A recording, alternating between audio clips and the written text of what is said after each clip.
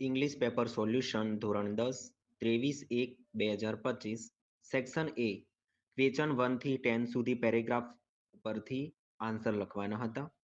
Question 11 short note હતી, બે આપેલી હતી, કોઈ પણ એક લખવાની હતી. ક્વેશ્ચન 12 થી 15 ટ્રુ ફેલ્સ આપેલા હતા. Question 12 true, question 13 false, question 14 true, question 15 false. Section B question 16 થી 18 જે પેરેગ્રાફ આપેલું હતું એમાંથી ગોતીને આન્સર લખવાના હતા. ક્વેશ્ચન્સ 19 થી 23 પેરેગ્રાફ ઉપરથી આન્સર લખવાના હતા. ક્વેશ્ચન 24 થી 28 એ ઉપર જે ડાટા આપેલા હતા એમાંથી સોલ્યુશન કરવાના હતા. ક્વેશ્ચન 29 થી 32 ડાયલોગ આપેલો હતો એના ઉપરથી આન્સર લખવાના હતા. વિભાગ C function with sentence 33 right answer B, 34 C, 35 A. આ જે મેથ્સ કોલમ હતી, જે ફંક્શન વિથ ધ સેન્ટેન્સ જે કોલમ આપેલી હતી એમાં 33, 34 અને 35 એમાં જે મેચ કરવાનું આવેલું હતું.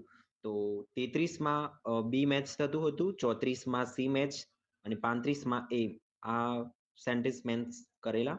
36 right answer B, 37 right answer A, 38 right answer C. 39 થી 41માં function given in the blanks જે બ્લેકેસ્ટ આપેલી હતી એમાં રાઈટ આન્સર કયો હતો એ આપણે આપવાનો હતો. તો 39માં right answer B, how long has it been. 40માં રાઈટ આન્સર ધ લાર્ગેસ્ટ. 41માં રાઈટ આન્સર હતો if I was going to the market. 42 question હતું એ બ્લેકેસ્ટ આપેલી હતી, એટલે કે આ complete the paragraph filling the function in the બ્લેકેસ્ટ.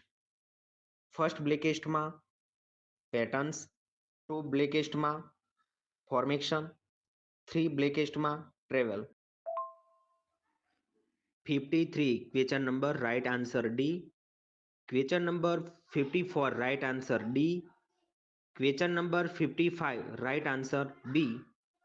ને section E paragraph is about 125 words on the following.